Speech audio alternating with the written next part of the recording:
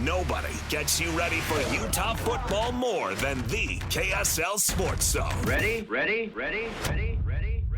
Kyle Whittingham and the Utes are back at home for a showdown against Arizona State. Your home for the best coverage of Utah football is right here on 97.5, the KSL Sports Zone.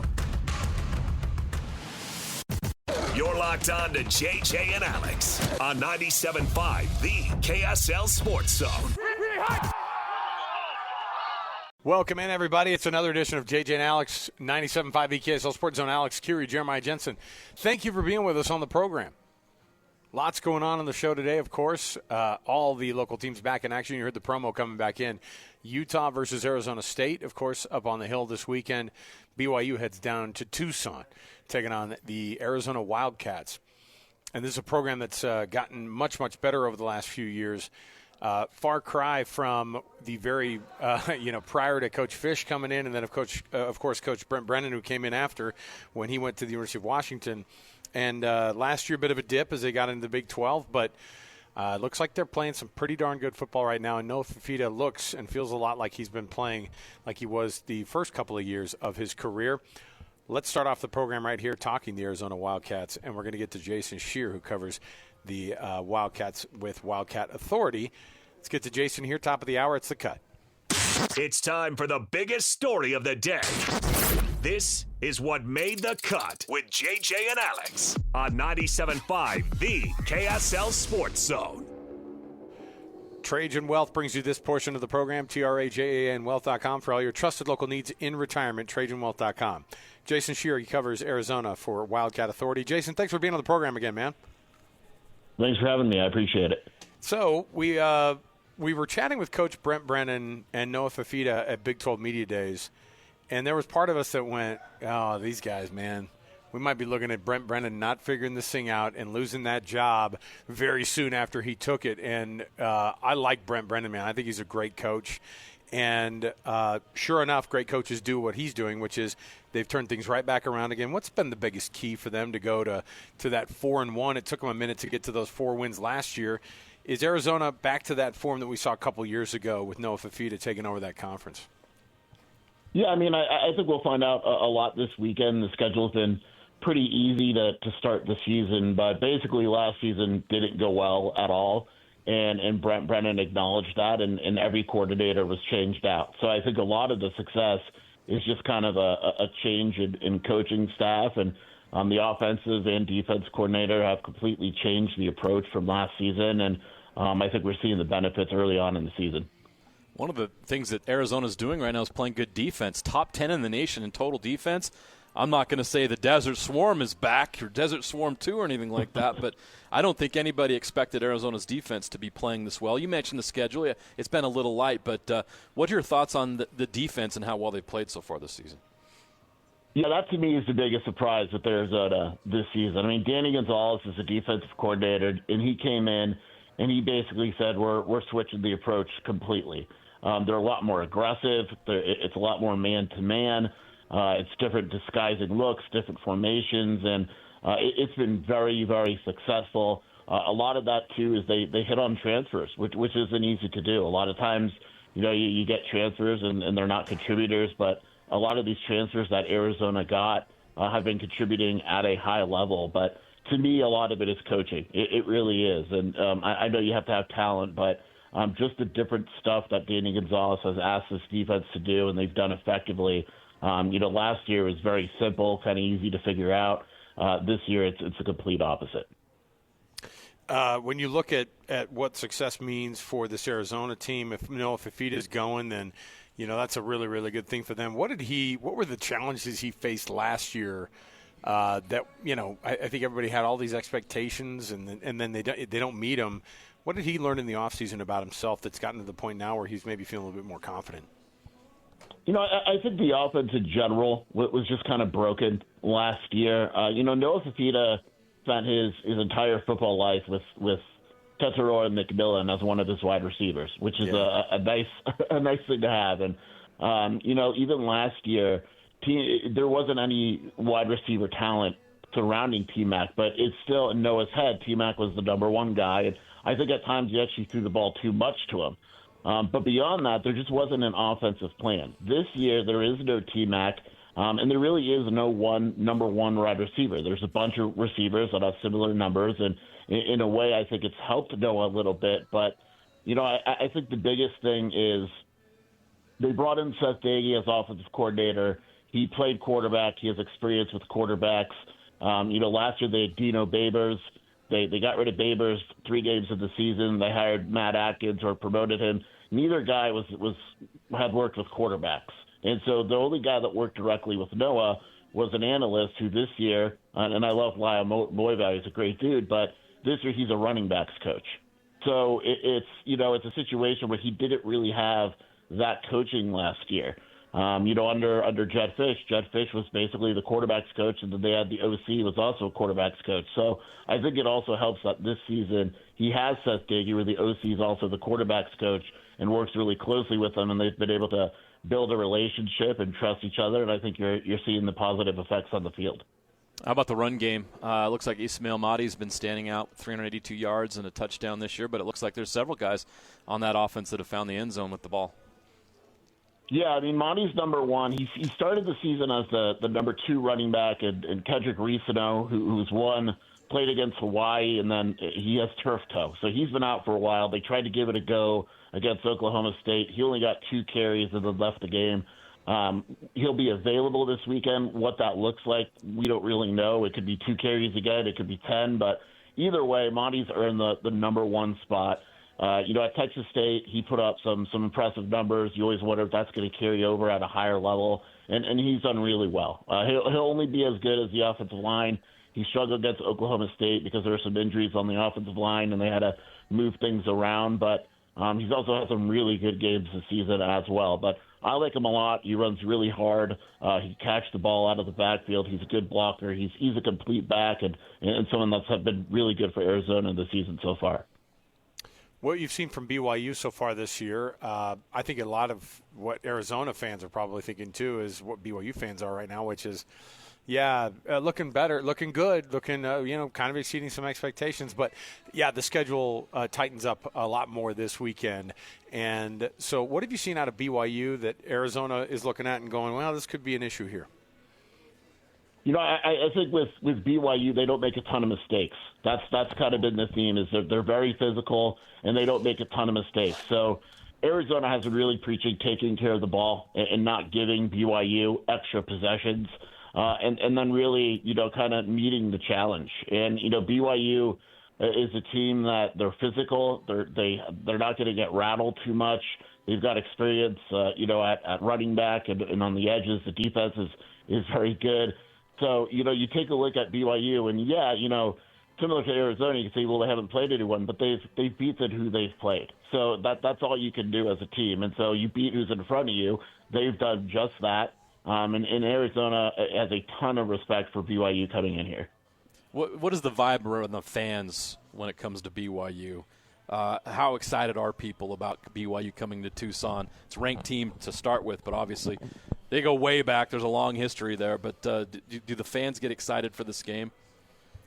Yeah, I think they do. And I think part of it is, with the move to the Big 12, Arizona fans, we know about Colorado and Utah and ASU, but the one other Big 12 team that there's familiarity with is BYU, because Arizona was playing them at a decent clip before they even joined the Big 12. So there's some familiarity there.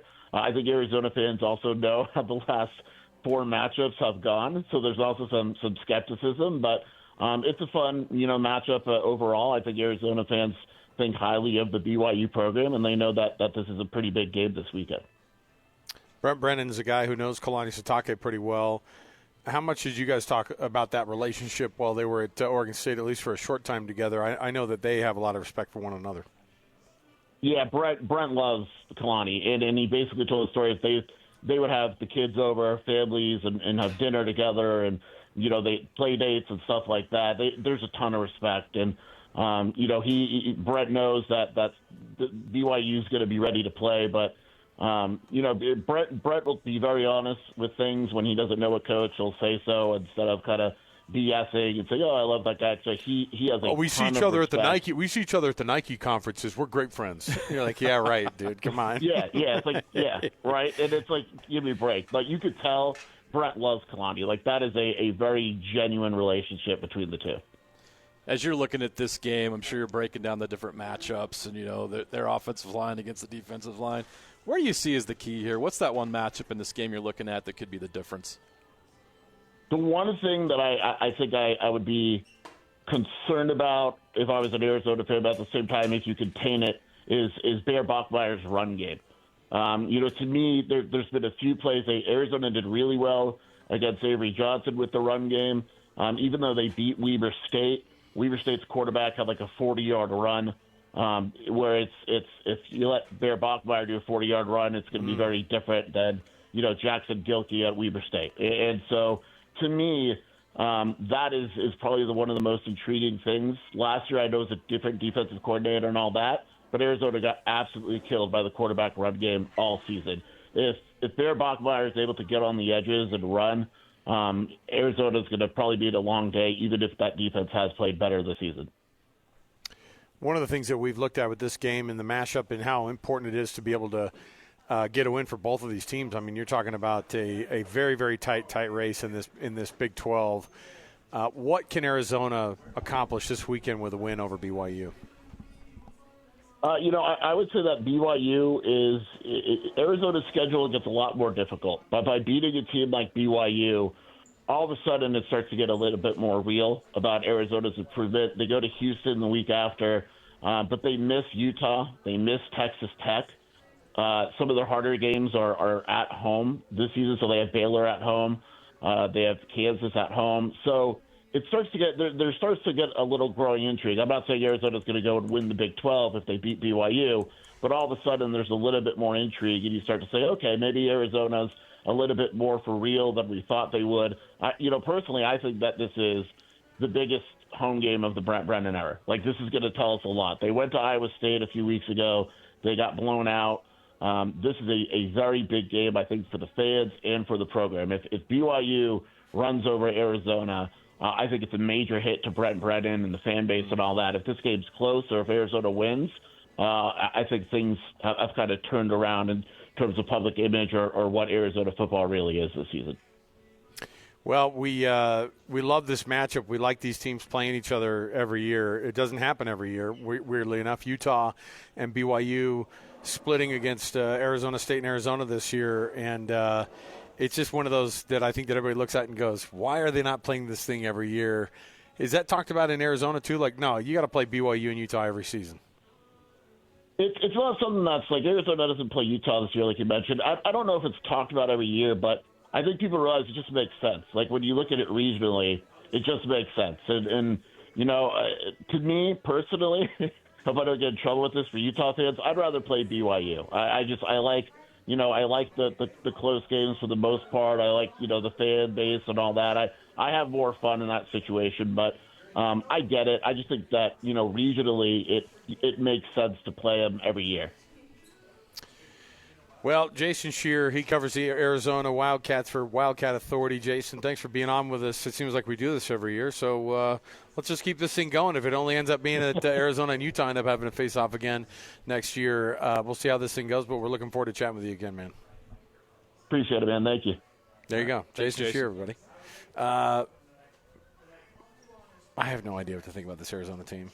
We'll learn a lot on Saturday about both teams. Yeah, that's what I was going to say. Because this is a game where whoever wins this game vaults into that top tier of the Big 12. Yeah, if Arizona can knock off BYU, I know Arizona lost already to Iowa State, right? But if they can find a way to beat BYU, they're right back in the mix. But here's the other thing: you got to win over BYU. But if BYU wins this game, we've already talked about what's ahead for BYU. Iowa State already has a conference loss, right? Exactly. And so you go, all right. Utah's got a conference loss. Right. This thing is right there for them. Yep.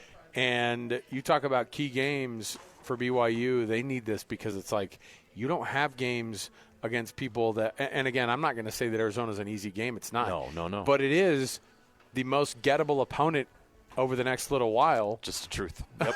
Right? Over the next few weeks. I would rather play Arizona than Cincinnati right now. 1,000%. Especially where you're going to Tucson versus going to Cincinnati. Yeah. Heavens. Easy. We'll take a break. We'll come back. We got more to go. 97.5 VKSL Sports Zone.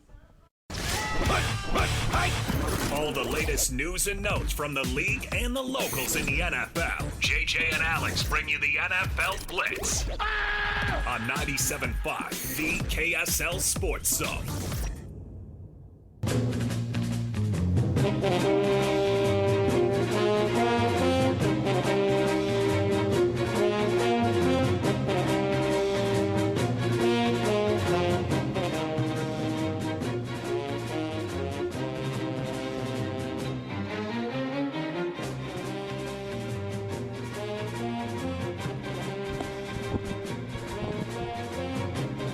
Welcome back. JJ and Alex, 97.5 VKSL Sports Zone. Alex Kirry, Jeremiah Jensen. Brent, what's up, dude? Did you get some barbecue today? Yeah. He's got the meat sweats. He's like, yep. You can tell he's had a barbecue today. He's like, yep, and haven't had my nap yet. So next is the nap. Next is the nap.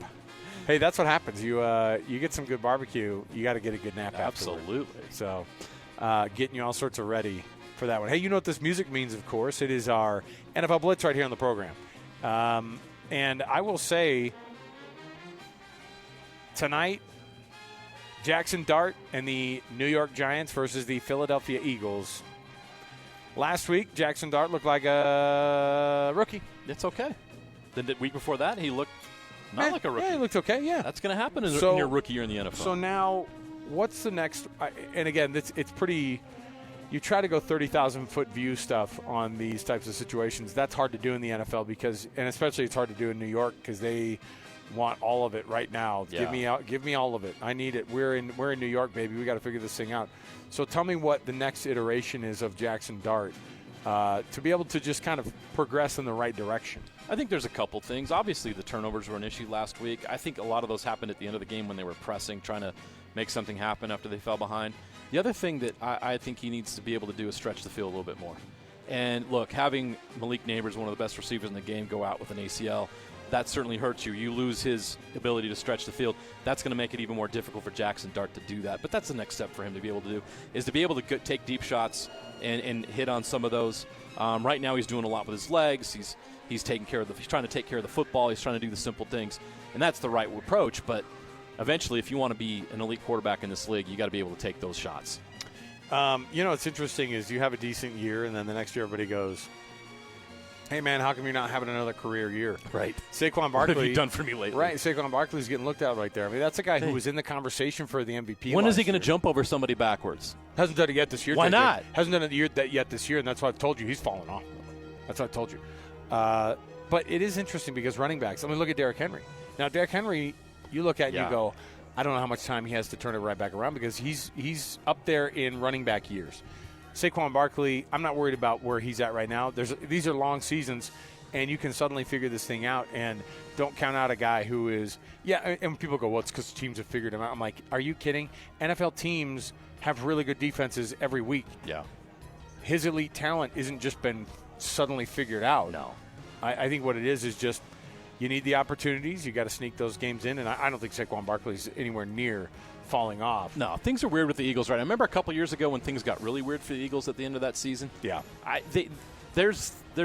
When you're so good and the expectations are so high, when you struggle a little bit, people get a little bit overexcited about it or a little bit too negative about it. They're going to be fine. Every team in the league has lost. The Bills didn't have a good weekend last week either. The Eagles are going to be fine. Saquon's going to be fine. They'll figure some things out. So next up on our Blitz, Chris Jones answered he answered the call to social media of everybody circling him on the screen of not making the play, or actually not making the play, not playing the play where Trevor Lawrence went down. Now, I actually liked what he did. Kudos to him because Chris Jones goes, I screwed up, man. They were like, oh, you got lazy on that play. He's like, I just thought it was over because he went down twice. I thought we had him. So I get it. Playing through the whistle, it's easy for somebody to go, play through the whistle, kid, because that's what we heard in junior high. Yeah. And Chris Jones is the highest paid defender on that Chiefs team. I get it. And he kind of owned up to it and said, look, it was a teaching moment for me. I screwed up. I gotta be better than that, and I got to be a leader. And so kudos to him. But, man, when everybody sees your shortcomings in slow motion and in 4K. A big play like that on Monday Night Football, it's tough. And then you end up losing to the Jaguars. Yeah. I mean, one thing, look, if you would have done it against the Bills, I guess the thing could have been that would have been an even bigger sin, right? It would have been more magnified if it was a bigger game against a bigger opponent. But the Jags this year are that good. That's a 4-1 team. Take them serious. He should have taken them more serious in that moment. And it's hard to say a vet will learn from that. He knows better already, but – hey, your guy, Brock Purdy, is still not practicing, and so my guy, Mac Jones, could get another start. I'm saying that as facetiously because I'm not a 49ers guy at all. Neither are you, but I will say. I love great stories, and Mac Jones is one. I will say it's okay to be like, hey, Brock Purdy, we don't need to rush you back, kid. Yeah. You don't need to rush back. You know why? Because Mac Jones has hit some weird level of finding himself. We're going to let him keep finding himself a little bit. You get better, man. You're our guy. And let's let Mac Jones win some games here. Let him earn, an extended contract down the road. Maybe at some other place. It's not going to be there, obviously. But now we're seeing this resurgence of quarterbacks who got bad starts to their careers, and then they get kind of with a quarterback coach, Kyle Shanahan, and they go, you can't deny the guy is a quarterback whisperer, man. No doubt. You get in the right situation, you're gonna get taught how to be a good quarterback. I got to a Super Bowl with Jimmy Garoppolo. Yes, and you know what? You need to respect the fact that guy does turn. Like, he figures guys out. If the talent's there, he'll teach them the craft. Yep. He'll teach them the craft. So, by the way, facing the Jets, according to Bo Nix, this is terrible. What a nice spot to be in. Bo Nix says that the Jets game is not a trap game. Can you have a trap game in the NFL? Like, you shouldn't, because everybody's good. Everybody's good. I don't care if even the defeated. Even the Jets, the fully defeated great Jets. Players. Right. I mean, look at their receivers. I mean, they got dudes. Yeah, it's not the Jets a trap game. Here's the thing: it should be one of those that you go, let's put the foot down on the accelerator, because that's what you look. If you can get a win, that's how you approach it. If you can get another win in the NFL, if you can get another, all of these games are huge for you from a playoff perspective. In Bo Nix's case, for an experience perspective. So. I love all of that. So tonight, Thursday Night Football, Jaxson Dart and the New York Giants versus Saquon Barkley and the Philadelphia Eagles. Thoughts on that one? How's that one end up? They're at New York, right? They're back at the. It doesn't matter where they're at. Oh boy, it's an easy bounce back for the Eagles. Come on now.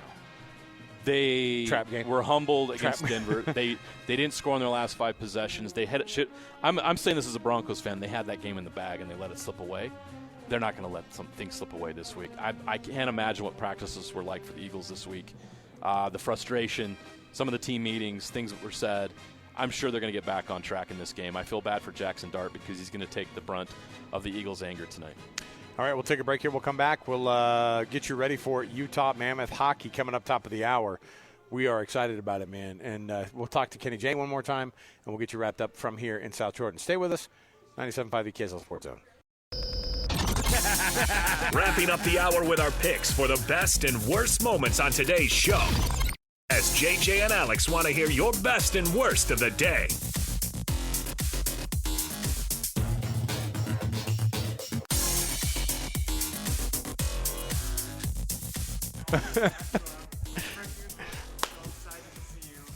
I am too. Look, Connor's here. Brant's here. We're doing it right. We're having a meat party. We're having a meat party. Connor, what'd you get for the take home? Allie asked for some spare ribs. Oh yeah, your fiance wants some spare ribs, so there you go. Boom. The ribs are phenomenal. So enjoy them. Enjoy them. Man, we're at Kenny J's. It's been an awesome night so far. It's been a great day. We've had an awesome time. Kenny's going to get on the thing. By the way, our best and worst are brought to you by the good folks at the Doug Smith brand of dealerships in American Fork, Spanish Fork, and in Linden. Best, real quick, I'm going to run through these. The best is Eric Spoelstra. Looks like he's going to take over for Steve Carr as Team USA's head basketball coach for the national team. That's good. He's been on the staff as an assistant for a lot of years. He knows how that thing is run. Yeah. You got to pass the torch to somebody who's going to keep those golds coming. The other best is the Lakers have a fan who is suing LeBron because of his second decision stunt. Good. It's in small claims court, too. That's what Good. makes it even better. Even better. It's like for $700. I love it. He's like, you wasted my time, guy. Totally did. So there you go. I'll count those as your best and your worst. Kenny, we got a short time here, man. Thanks for having us here. We appreciate it. Tell me about one last time here. If people want to do the catering and they use the zone as the checkout, they're going to get themselves a discount here. Yeah, so right now, and that's kind of one part of the business that we're really focused on growing, is our catering. And we love catering. We do all sorts. I heard you guys talking about it. All types of events, family reunions, weddings, corporate events. We've already had several companies contact us, and they're going to be coming into the store, and like 100 people. Awesome. And we're doing dinner for them here, right? Oh, that's great. So they're just doing it on site. But any time. So your first catering, you tell us $12.80 the zone. We'll give you 10% off your first catering order. Boom. I asked. This is a bad question. I asked if my kids count as a catering party. You're close. That's what I'm saying, right? He's saying I'm catering my family. Party tonight. of 9. Party of 9. We're having a party. Well, you called the right guy. Yeah. Kenny, thanks for your help, man. We Yes. appreciate it. Thanks for coming down. Appreciate the you guys. district here is where you can find Kenny J's, right next to the Megaplex Theaters. For JJ, for Alex, for our producer, Alex Napolis, and for Brant and Connor, who've done a phenomenal job here. We'll be back again tomorrow. Hockey up next, 97.5 EKSL Sports Zone.